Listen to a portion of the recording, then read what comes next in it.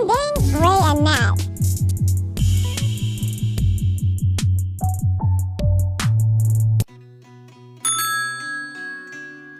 Tahun 1526 mulai Islam nyerang ka Banten. Cuman 1 tahun kekuatan Islam utusan Demak dari 1526 hanya sampai 1527. Tidinya dikuasai deku Hindu. Tarurunlah Portugis, tarurunlah Denmark, tarurunlah Inggris, turunlah Belanda, turunlah RRC, turunlah Saudi Arabia, ngumpul kabeh di Banten. Kumpul kabeh di Banten. Kumpulna di Banten teu warau ka Allah kabeh ge. Nu nyembahna ka batu, nu nyembah ka kayu, nu nyembah ka tatangkalan, nu nyembah ka panon poe. Acak-acakan Banten teh. Masya Allah karim. Tahun 1670 Demak ngutus Sunan Cirebon, Sunan Gunung Jati, Syekh Syarif Hidayatullah beserta putrana Syekh Maulana Hasanuddin. Berangkat Syekh Syarif Hidayatullah jeung Syekh Maulana Hasanuddin ti Cirebon ka Banten duaan. Can aya mobil, can aya kendaraan nu sejen. Ti Cirebon berangkat ka Banten cuman 1 jam. Naik naon cenah Kiai? Wallahu a'lam. Beja nama peureum doang aya babacaan la ilaha illallah. Mal dibacakeun ku si direkam. Engke aing teu bisa hiber sia bisa deui. Rugi aing ah. Moal ka lanan ke ka Abah Haji beta bebejana teh. Moal ka eta mah kudu ojol jeung sapi. Sajam di Cirebon, masyaallah. Kula mah naik mobil, kula naik mobil. Aya aturan naik Avanza rada lambat, naik Innova rada cepet. Kuari mah kebenaran naik Lexus cepet. Tapi naik Lexus ge asal dibarengan bae ku ieu angel. Pembawaan ieu. Masya Allah, aneh kula ge. Mata kadang-kadang aya di bawah kumaha teu di bawah kumaha. Nu ukuran ditempuhna kudu 5 jam, ieu mah 12 jam. Mawaan berabe. Iya be ya orang ieu. Kuari orang kan memperingati Kangjeng Nabi. Kangjeng Nabi mapan manusia terganteng, terkasep, terpinter. Ingat ke Kangjeng Nabi, kasep Kangjeng Nabi mah. Ingat ke Kangjeng Nabi, ganteng Kangjeng Nabi mah. Ingat ke Kangjeng Nabi, pinter Kangjeng Nabi mah. Ingat ke Kangjeng Nabi, segala-galana di Kangjeng Nabi. Jadi orang memperingati jelema nu ganteng jeung kasep. Kangjeng barang leuleuh ka dieu, iya kari. Atuh teu akur teh akan. Perasaan ngadenge Kangjeng Nabi na Masya Allah. Leuleuh ka dieu hayang utah. Lamun leuleuh beungeutna, tapi lamun leuleuh hatena leuwih kejam. Ya kali. Nah, ieu Syekh Maulana Hasanuddin teh ka dieu duaan ka Banten disebut Banten Girang. Begitu ningali peradaban manusia, kekokohan, kebiadaban anu luar biasa. Kerajaan dikuasai ku 3 raja. Hiji Raja Siwa, 2 Raja Darga, 3 Raja Brahma, aya 4 terkecil Raja Ganesha. Masya Allah, buatan lain bantrak-bantrakeun. Munajat Syekh Syarif Hidayatullah jeung Syekh Maulana Hasanuddin kudu kumaha ieu.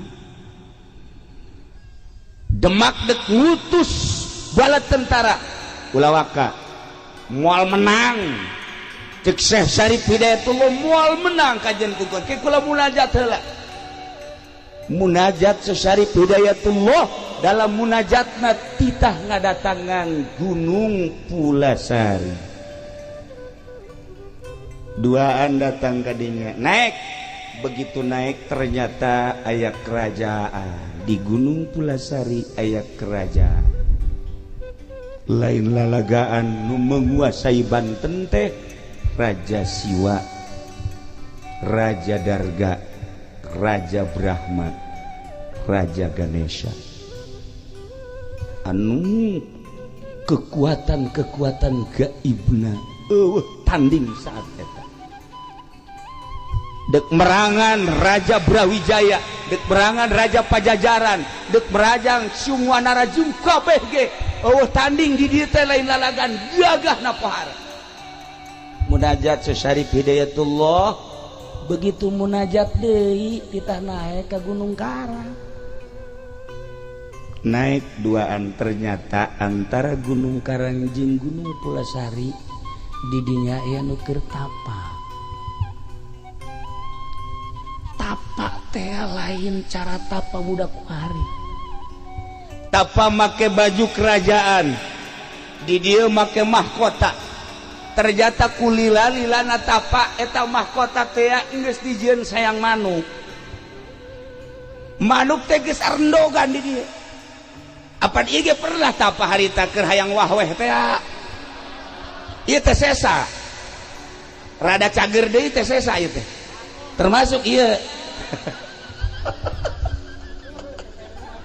Rada cager deui teh, rada cager. Ndah ieu aya pohon beringin. Jadi nyana akhirnya berlindung di pohon beringin di Golkar. Alhamdulillah. Ya calon neraka kene lah. Ya. Masya Allah. Didinya lah Syekh Syarif Hidayatullah menyapa ka jelema nu keur tapa. Begitu disapa, ditanya, "Benta." Begitu benta adu kekuatan mata. Begitu adu kekuatan mata, hudang make adu kekuatan batin. Ternyata teu sakedeung. Sapoe, 2 poe, 3 poe, 4 poe, 5 poe, 6 poe, 7 poe kakarak tumbang eta nu tapa. Ternyata nu tapa ngaranna Brata Guru Sampang. Brata Guru Sampang eleh ku Syekh Syarif Hidayatullah, tidinya langsung asup Islam. Begitu baca 2 kalimat syahadat, beres baca 2 kalimat syahadat, cik Brata Guru simkuring alhamdulillah menang hidayah, ngan simkuring moal ilu campur tentang Gunung Karang, Gunung Pulasari jeung Banten. Simkuring mah erek indit ti dieu. Ngahiyang tah. Didinya Syekh Syarif Hidayatullah nitah cicing ka putrana nu ngaran Syekh Maulana Hasanuddin. Hasanuddin maneh tapa tah di dieu di batu ieu. Batu ieu ngaranna Watu Gigilang. Artina Watu Gigilang teh batu anu harerang. Warna batuna semu rada kemerah-merahan. Segi opat batuna dengan disebut cek urang Banten mah pancawarna. Mun hayang nyaho ieu batuna teh. Lain dibikeun. Ieu asal ka Banten dipake ieu batu ieu mah asal teu ka Banten henteu. Ulah sambarangan.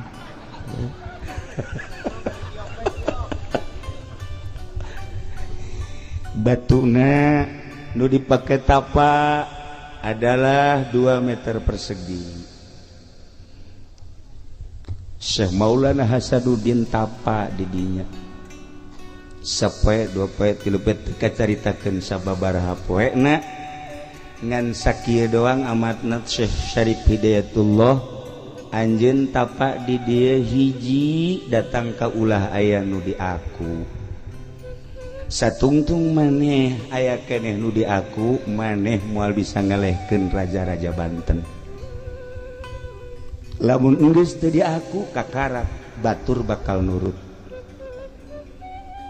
aya cai ulah di aku, aya angin ulah di aku, aya batu ulah di aku, aya cacaang ulah di aku.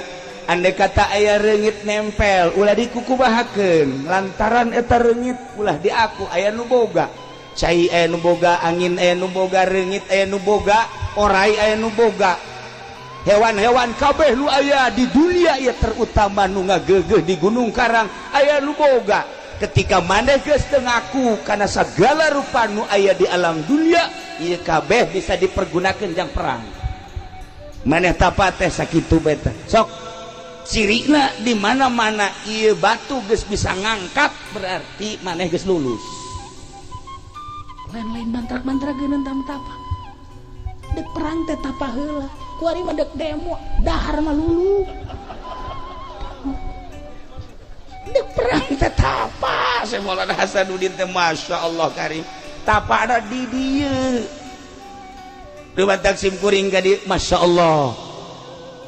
Datang ke sepuhan ka ditu sakali moal ah, datang ka 2 kali henteu ah, datang ka 3 kali kasurupan di ditu, kasurupan ieu kasepuhan teh kula ge rada kaget ngetikeun taneuh hadena lain aing nu diketik mun aing ge lawan ku aing ngan pasti aing eleh kakarak rada mikir can diterima ka 4 kali aya karuhun di dieu sumping. Nah iyalah salah satu realisasi tina 5 kali ngundang ka ditu mun henteu hadir moal ka dieu sim kuring. Alhamdulillah dina sacenah sakieu nu hadir urang sok nyaho. Ulah sok nyaho pokona ente mah ngaraji bae pokona mah geus beres ngaji menang 5 10 tahun kawin geus. Geus beres. Anakan bae dihitung 12 bae anak. Nah itulah Syekh Syarif Hidayatullah. Begitu Syekh Syarif Hidayatullah terus tapa didinya teh masya Allah nu datang teh berata guru sampang deh nu enggeus asup Islam saenggeusna dipapatkeun kakarak batu bisa ngangkat. Tiba-tiba Syekh Syarif Hidayatullah datang maneh lulus cung geura ka Banten girang bawa batu ieu teh ulah dikamamanakeun kekuatan Banten teh aya dina batu lain batu boga kekuatan tingali Kangjeng Nabi Musa boga tongkat tingali Kangjeng Nabi Sulaiman boga cincin jeung nabi-nabi nu lainna ieu ge batu jang kekuatan Banten sing hade ieu ngaranna watu gigilang teuneun di Banten. Selama batu ieu aya Banten jaya. Ketika batu ieu teu aya Banten bakal runtuh. Saha bae nu endek siap jadi sultan Banten ketika batu eta encan aya deui di Banten moal dianggap ku jelema saha bae. Titip Syekh Syarif Hidayatullah seperti eta. Masya Allah dibawa batu 4 meter persegi cuman dijingjing doang ku Syekh Maulana Hasanuddin dijingjing ieu mah mawa cai bae geus kieu bah geus eueuh naonan ieu mah nu mantak hampir diusir ku pamajikanna ge cak nyana geus teu berguna ieu hirup la faidata wa faidah geus faedah hirup Masya Allah dijingjing dibawa ke Banten maka ayalah paseban Banten anu tihangna opat ditendenlah batu didinya etalah Syekh Maulana Hasanuddin selalu diuk didinya selama batu eta aya perang jeung sahabat bakal menang mulai Syekh Maulana Hasanuddin berangkat perang dikirim bala tentara ti Demak saeutik ngalawan Hindu nu aya di dieu anu dibantu ku Portugis jeung Inggris anu kekuatan militerna luar biasa. Syekh Maulana Hasanuddin Sugan Gimbir teu aya begitu perang 10 lipat kekuatan kafir Syekh Maulana Hasanuddin dengan tenang lantaran boga wangsit nu hese ge hiji trah kadua wangsit Lah udah sok nya usah geunaan nanyakeun wangsit segala naon. Kumaha aku batur mah geus nyawa isian can. Kumaha sih dibawa ongko.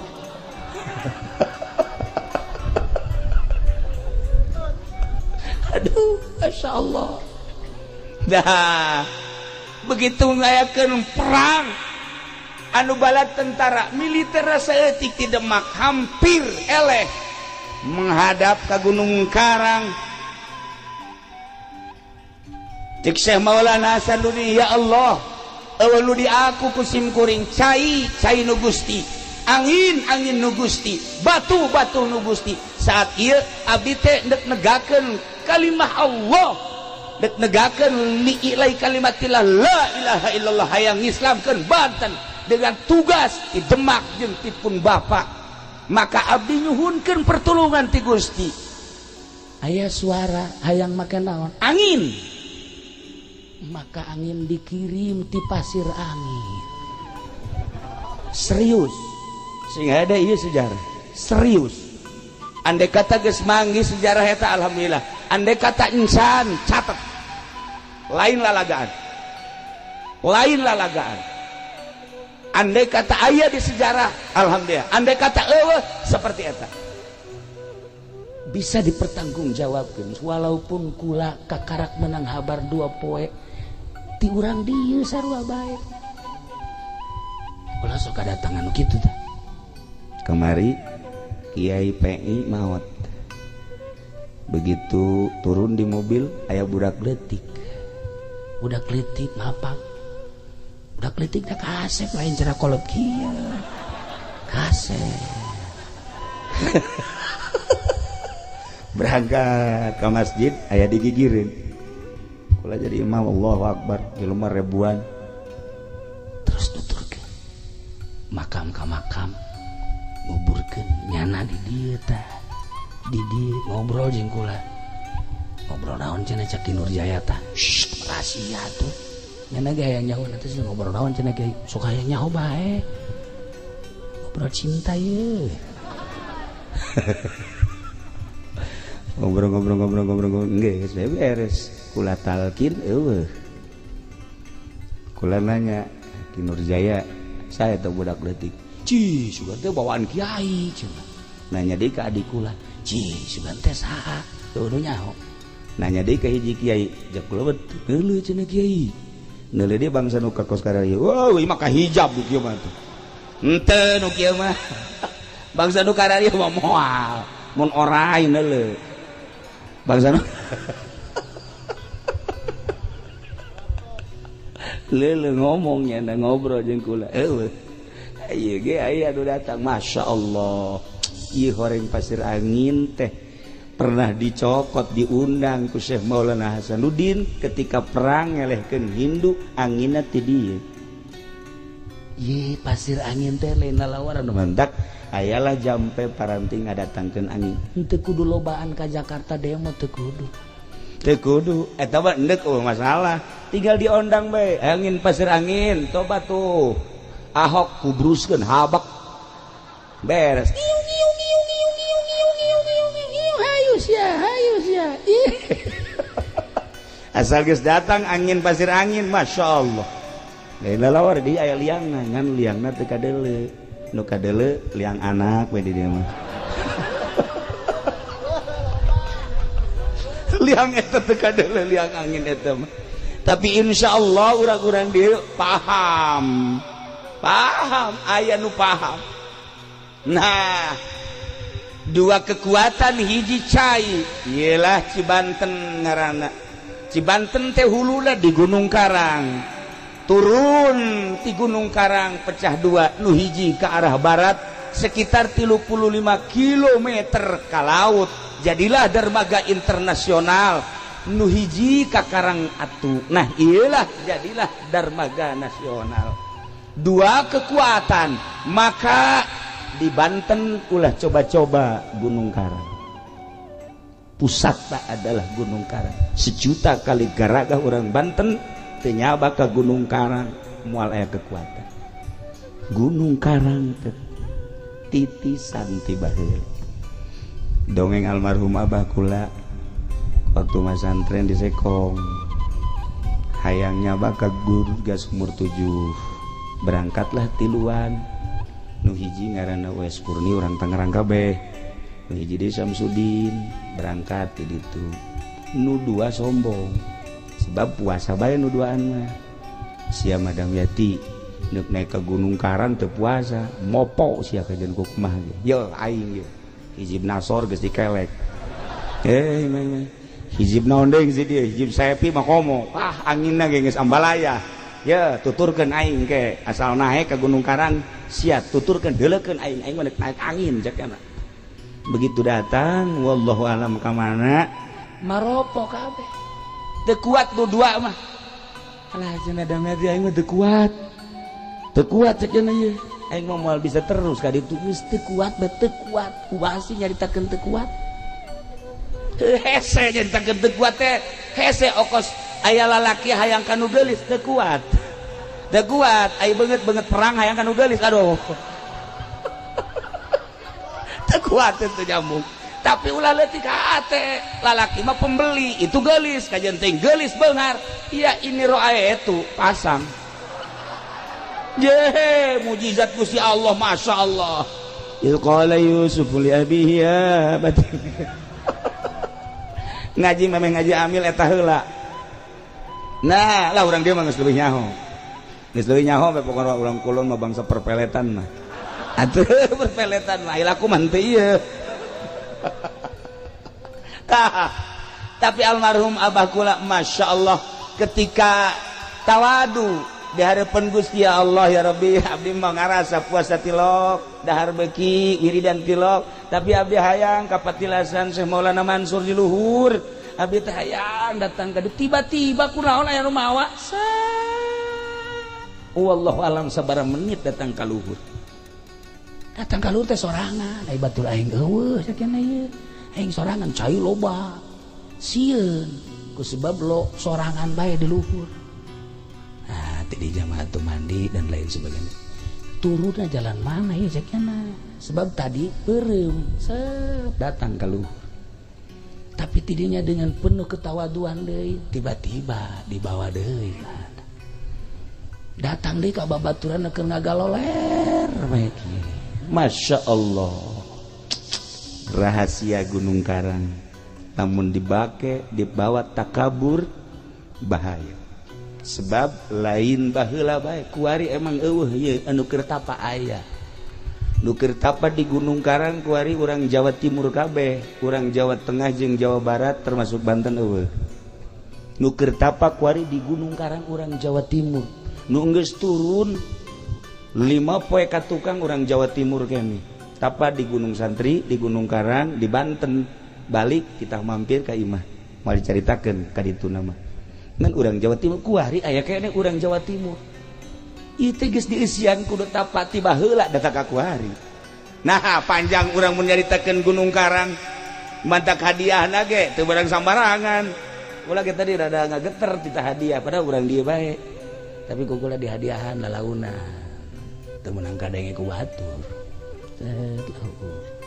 oh geus hadiah berata guru teh aya bae nah iyalah Banten Masya Allah cai bisa digunakan jang perang di dia mah ulah sambarangan angin bisa digunakan jang perang nganu hese de kunci nganu hese ge teh ngadatangkeun angin kumaha lamun salah ngadatangkeun angin lain bisa pakai ke perang nyanana kena tsunami ieu pernah yang ngundang angin pernah ngajeledag pernah dibawa ke Grogol saya pikirnya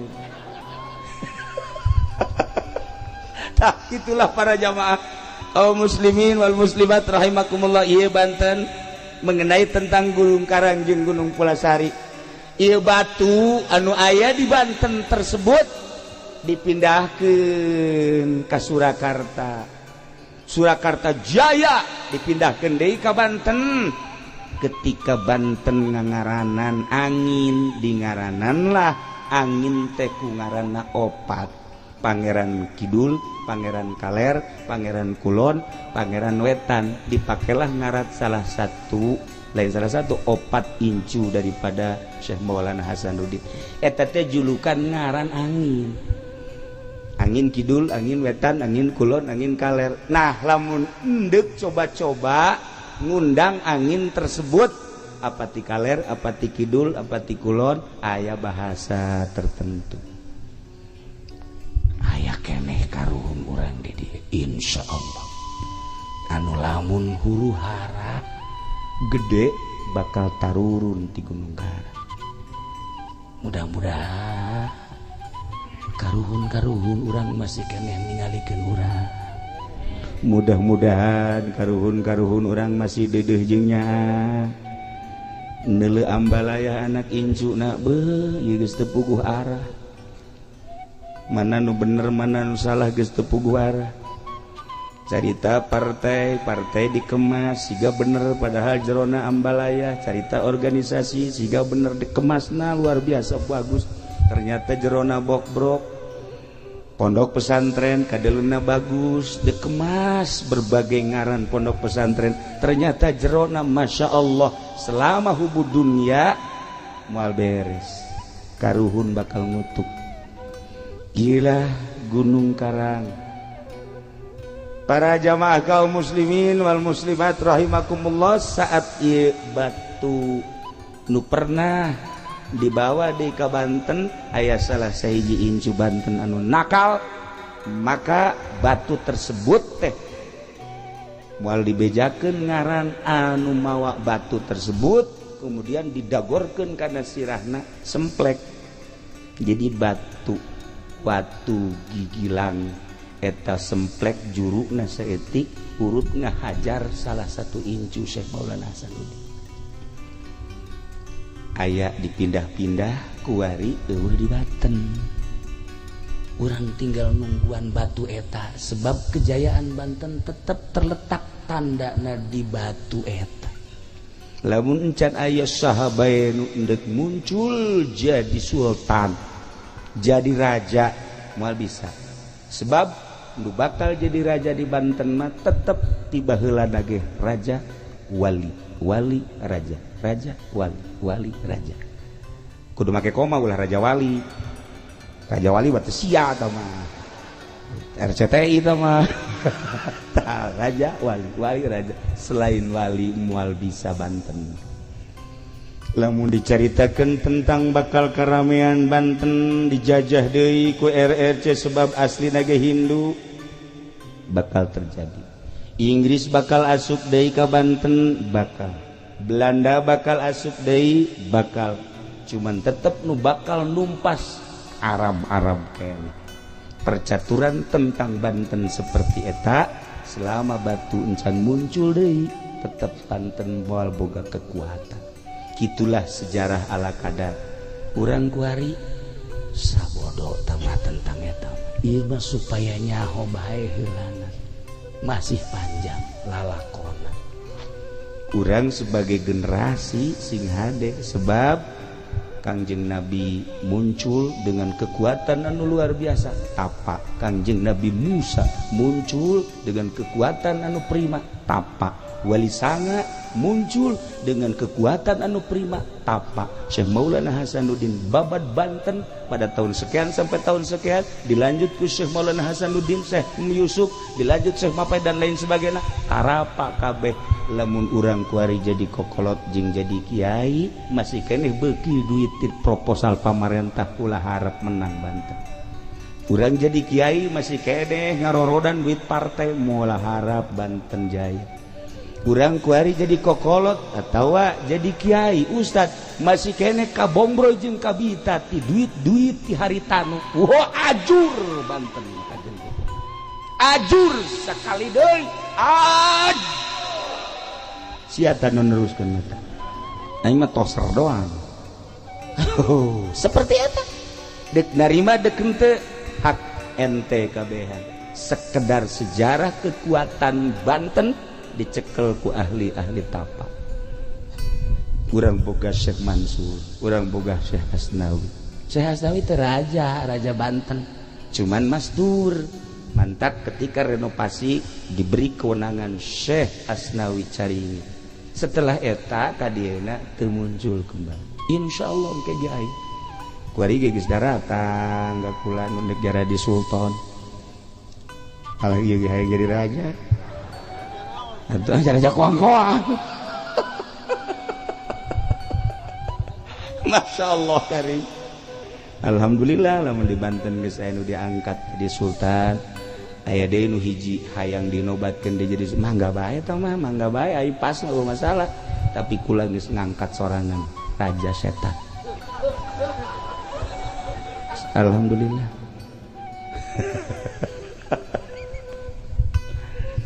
Kanjeng Nabi diutus ke alam dunia teh sakumaha tadi? Inna arsalnaka syahidan wa mubasyiran wa nadhiran wa da'iyan ila Allah wa sirajan bi idnihi wa sirajan munira. Ilain lalakon bantrak-bantrakeun hiji syahidan nyaksian Kanjeng Nabi. Nyaksian teh Kanjeng Nabi mah lain nu sababad, lain anu sazaman, tapi nyaksian teh katukang. Nyaksian ka kaum Kanjeng Nabi Isa, nyaksian ka Kanjeng Nabi Musa, nyaksian sampaikan ke Kanjeng Nabi Adam, masih siap Kanjeng Nabi syahidan jadi saksi. Padahal teu kazamanan. Di mana Al-Qur'an ngajelaskeun dengan mukjizat Al-Qur'an Kanjeng Nabi bisa syahidan. Nomor kedua wa mubasyiran. Mubasyiran teh Kanjeng Nabi bawa berita sorga. Sorga teh batana ge lain meunang nyen ti Cisoka lain. Lain dikirim ti Pandeglang lain. Boh, batana ge tina inten permata. Anu inten mah sagede korek api, sagede korek api miliaran. Cincin ieu bae ya, cincin ieu ya. Dibikeun ge anu daek. Nah, iyalah sorga. Sorga teh lamun kuari dibocorkeun sagede jarum, sagede jarum, bocor sagede jarum. Ieu sinarna sinar panon poe bulan bintang surem kabeh. Surem kabeh. Ieu sorga. Bidadarina lamun nyiduh bidadari ka laut, laut amis kabeh. Lamun sigir bidadari ditololkeun saeutik bae ka dieu teu kudu make listrik. Saangna pohar nu endek numpakanna sagede kieu. Terido aing mah. Terido mun di sorga nya nah hiju kos kieu ye kos kieu di sorga aja numpakan bidadari protes aing. Hai malaikat Ridwan kaluarkeun dieu. Emang gua terido aing mah panjang potongan ku ieu naekan bidadari. Da aing mah protes. Protes tetep bae. Lamun banget kos kieu. Atuh boro-boro di sorga kuari ge urang sebel. Atuh kan meureun ai ka sorga teh ieu nya ge diganti beungeutna. Lain nu ieu. Tah beungeut teh naon atuh beungeut kos kitu. Sorga. Ganti casing nya ganti. Aduh casing nu ieu mah masyaallah. Nah, iyalah wa mubasyiran bunga Kanjeng Nabi teh rahmatan lil alamin. Urang nyaritakeun panjang taga ditu ieu mah sebagai rahmat bae ye lamun hayang nyaho rahmat Kanjeng kaistimewaanana dicontohan ku ulama. Aya hiji ibu ngandung anak, begitu ngandung sampailah 8 bulan. Ketika ngandung nage diatur dahareunna nage dek ngadahar nu ladap ulah besi kaganggu anak kunya rahmat. Dek ngadahar es ulah besi anak ngamuk di jero rahmat deudeuh indung kanu jadi anak pohar. Dek ngadahar naon bae ge nu diperhitungkeun anak nu di jero masyaallah karim. Ieu rahmat. Menang 8 bulan borosot lahir ke dunia. Diurus ku indungna teu meunang ceuri disusuan. Susu kurang cai usahanya ngadahar sayur mayu dipencetan supaya kalaluar geus buku bapak nama tuh geus teu kudu dicaritakeun tah mah eta amunisi terus disusuan gede masya Allah keluar saya teh kade kan nu ngasuh ge si ade lalaunan udah deh jeung nya indung gede-gede disakolakeun ngaji kebeneran anakna teh awewe sakolakeun balik neng kade nya balik sakola kudu gegeraan balik mama melang kan neng bisi anu ngaganggu bisi anu aduh macem-macem mak lamun neng can datang ka imah mama masyaallah teu ngeunah dahar teu ngeunah nginung kade neng si neng nasi anakna Badung emak tidak tahu diri gede kelas genep HP geus boga mulai kelas genep geus SMS-an indung nangan neng ulah osok main HP eta mah aduh pagawean dajal tah bagus itu naon dajal mah dada jeung bujal si emak ulah geus dinasehatkan anak beuki mangga SMP Badung kita ngaji henteu kita balik henteu sakadaekna bae emakna terus bae nganasehatan sing adeneng anakna kancolah begitu datang ke SMA anak teu bisa diatur ganeng cerewet boga emak nyaho ala modern beunana kuari mah geus aya di planet mana emak ortodok hatena geus pohara jasa ka indungna geus kebal deui racun kuari bener diracun emak diracun ngan diracuna lalaunan ke batu ke bengek racun menang dua poe racun deui mana geus oho-ohoan batu kepae sia cek anakna aing bebas hirup hayang bebas hirup lantaran batuk ngehkeh bae otomatis kan ke dokter begitu ke dokter periksa ku dokter hasil visum dokter ternyata terjangkit racun mak cek dokter ibu mah ini kena racun itu siapa yang racun coba panggil anaknya tanya begitu tanya dengan kelihayan pertanyaan polisi nunanya ternyata ngaku bahwa si neng nu ngaracun Masya Allah cek polisi ibu karena ini anak telah meracun ibu dan meracunnya adalah terencana maka sama dengan akan membunuh ibu dengan direncana tidak ada lagi kecuali harus dibunuh kumaha ibu kudu dibunuh apa ente terserah teh geus jahat-jahat teh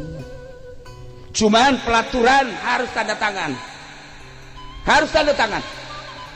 bahwa anak harus dibunuh melalui tanda tangan ibu ibuna nu keur muriang dibere selembaran untuk tanda tangan pembunuhan anak dibere pulpen tanda tangan cek polisi anak akan segera dieksekusi bunuh begitu dek tanda tangan ragag pulpen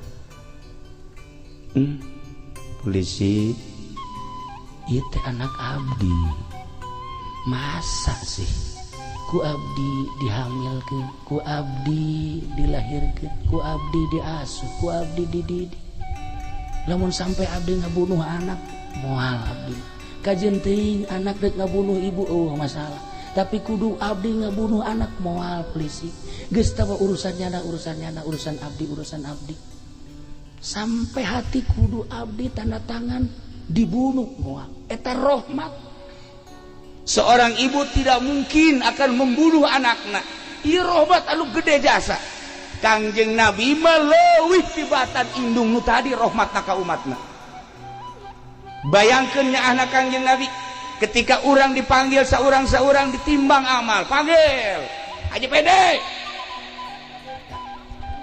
begitu dideuleup salatna kurang bagus komo husu eueuh jasa puasa kitu keneh zakat ilok sama sakali wah geus pupur ieu deui mah cek malaikat ieu bae kudu digusur ka neraka cek Kangjeng Nabi ulah wakad di nerakakeun kos kieu-kieu ge nyana pernah maca salam pernah maca sholawat di hatena aya ngaran aingan cek Kangjeng Nabi geus ulah dideuleuh Haji Pendina emang nyana mah suluh neraka tapi nu dideuleuh Muhammadna kudedeh jeung nyaahna Kangjeng Nabi lamun cacak-cacak Kangjeng Nabi polisi mah kuabeh ka neraka atuh bisa belen masyarakatnya polisi mah atuh mana polisi pigeunaheunana coba lagi urang teh motor tangkap polisi eueuh SIM tilang mantak naon sih jawau Pak sekali-sekali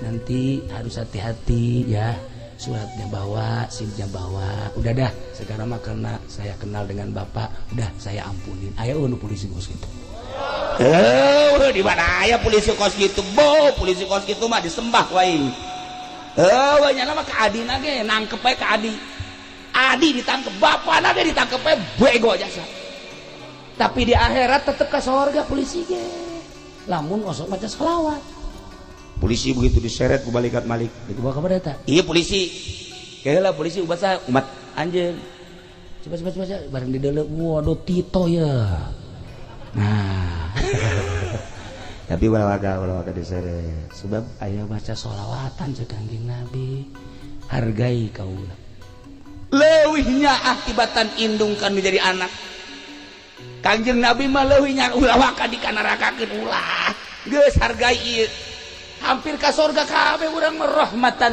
lil Masya Allah komo urang atuh ieu polisi lain abri lain sugih henteu ya ka surga lah jangan lolobana ka neraka manu sugih teu ka zakat cara si eta atuh polisi anu kejem henteu aya nu teu kejem mah abri anu kejem aya gorege abri teh ya abri teh baheula kieu mah lulu Bang wari barang ngaji ka Cilongok sadar nyeuna alhamdulillah iya insaf ya sesosokna lain lalagaan tuh baheula mau cek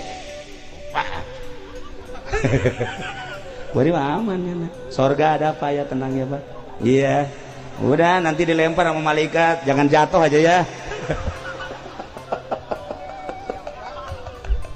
iya Karim nah iya urang teh akan diuk di dieu teh harapanana hayang menang rahmat Kangjeng Nabi Muhammad sallallahu alaihi wasallam ngandelkeun salat urang pimanaeun ngandelkeun puasa urang pimanaeun ngandelkeun zakat urang pimanaeun haji urang pimanaeun salat lah salat tapi kan kaayaan salat urang kos ge paingan Kangjeng Nabi ngasupkeun manusia ngasupkeun umat ka surga lain ku amal tapi ku rahmatna ku fadlna masyaallah mata kurang kumpulna di dia mudah-mudahan urang kasorot ku rahmat Kangjeng Nabi Muhammad sallallahu alaihi wasallam Kangjeng Nabi emang maot atuh henteu boro-boro Kangjeng para aulia Allah ge teu maraot emang ieu dihadu hadir di dia emang jelema kabeh atuh lain maksudna jelema nu hirup atuh nu gaib ge atuh araraya hirup tan tadi deui ngarembang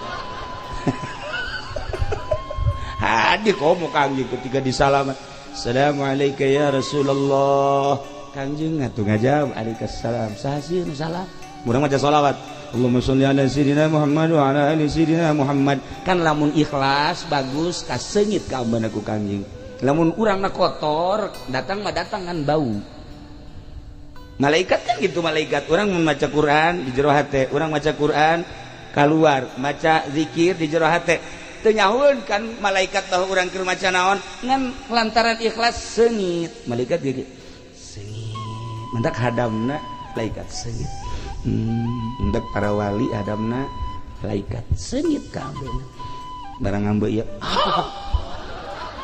cek malaikat masyaallah jurig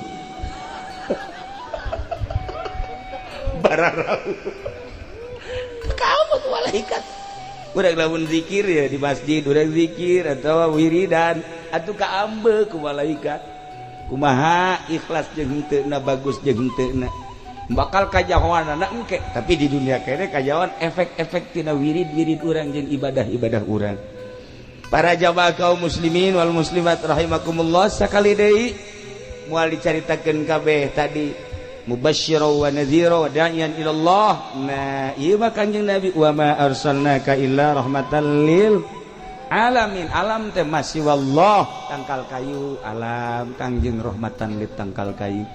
Laut alam Kanjeng Nabi rahmatan lil laut. Batu alam Kanjeng Nabi rahmatan lil batu. hewan-hewan nu aya di dunia ki alam Kangjeng Nabi rahmatan lil hewan. Mantap lamun urang geus kasorot ku rahmat Kangjeng Nabi, urang geus mantap ka Gusti Allah, urang bisa berbicara jeung batu jeung tangkal kayu. Lamun Syekh Mansur bisa ngobrol jeung mau, komo tuan Syekh Abdul Qadir mah lain bae jeung naon jeung lauk-lauk bisa ngarobrol. Mun Syekh Maghribi bisa ngobrol jeung seluruh hewan-hewan. Lamun Syekh gitu Syekh Ahmad Kabiru Rifai bisa ngobrol jeung nu gararaib. Atuh kuari ge sarua para aulia Allah teh bisa ngarobrol. Iyalah rahmat Kangjeng Nabi. Datang ke mana urang karahmatan ku Kangjeng Nabina, karahmatanna datang ke syariat, urang di makom syariat.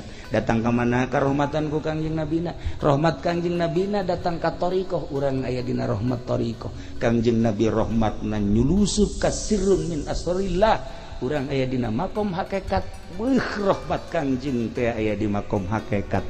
Kitulah para jamaah kaum muslimin wal muslimat rahimakumullah. Malam ieu urang aya di dieu kumpul dalam rangka ngagungkeun ka Kangjeng Nabi urang Kangjeng Nabi Muhammad sallallahu alaihi wasallam, dicatat ku malaikat leuwih-leuwih ku Gusti Allah. Mudah-mudahan kumpulna urang di dieu dijadikeun umat Kangjeng Nabi Muhammad sallallahu alaihi wasallam.